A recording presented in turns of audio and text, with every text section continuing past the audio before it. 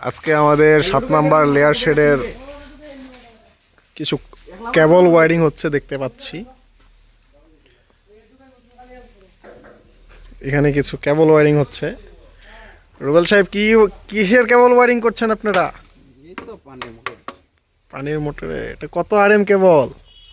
6 RM আছে একটা, 16 RM আছে একটা। আচ্ছা, তো এখানে কি চলবে এই কেবল দিয়া? মোটর চলবে 3টা, গিজার চলবে, মোটর চলবে। এই মোটরগুলো। আচ্ছা, এখানে 3টা মোটর আমরা দেখতে পাচ্ছি।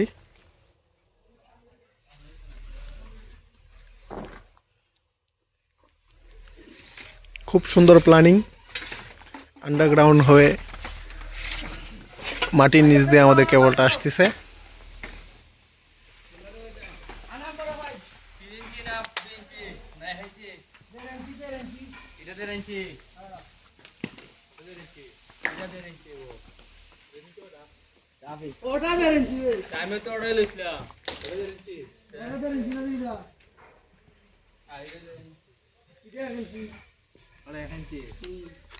অপূর্ব সাহেব, ঠান্ডার মধ্যে কাজ করতে কেমন লাগছে আপনার?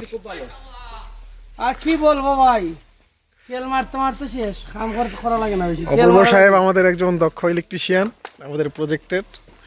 আমরা দেখছি তারা অনেক পরিশ্রম করছে, অনেক পরিশ্রম করে এখানে কেবল ওয়্যারিং করছে।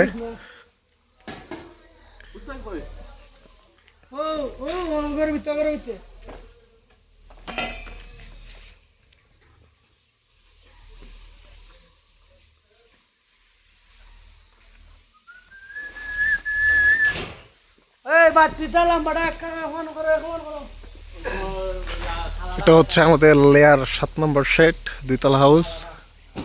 ওইদিকে আরো আছে, নতুন করা হয়েছে। এখানে কিছুদিন আগে মেন পাওয়ারের ব্যবস্থা করা হয়েছে। খুব জলদি এই শেডটা রানিং হবে। এই শেডের ক্যাপাসিটি প্রায় 1,70,000 হবে। সামনে গেট সেলোর কাজও করা হয়েছে। নিচে আমরা দেখতে পাচ্ছি যে লোড স্কেলগুলো নেই,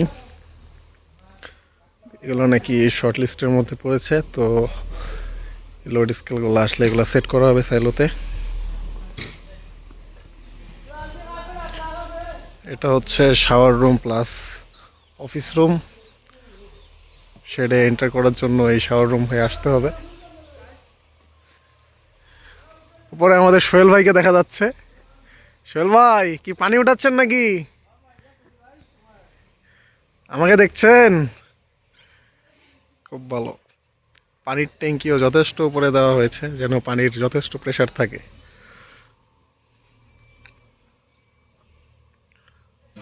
এটা হচ্ছে আমাদের Habiganj agro limited layer project. এই সাইডটা একটু দেখাই দিই।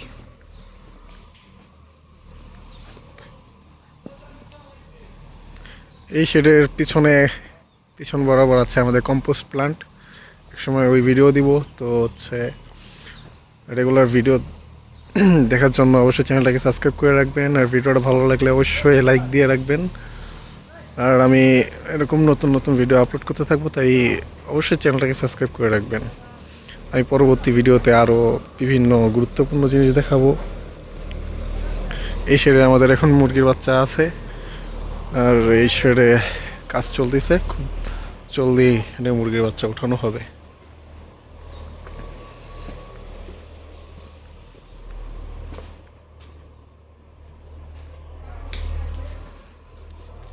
আমরা ঢুকতেই দেখতে পাচ্ছি এলিভেটর।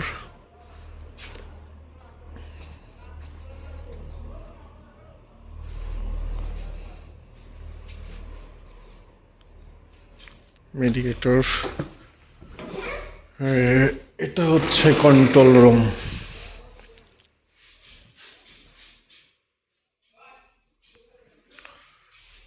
তো আজকের ভিডিও এই পর্যন্তই। নতুন ভিডিও দেখার জন্য অবশ্যই চ্যানেলটাকে সাবস্ক্রাইব করে রাখবেন। ভিডিওটা ভালো লাগলে অবশ্যই লাইক দিবেন, আর যদি কোনো মন্তব্য থাকে তাহলে সেটা কমেন্ট বক্সের মধ্যে রেখে দিতে পারেন। ধন্যবাদ সকলকে ভিডিওটা দেখার জন্য।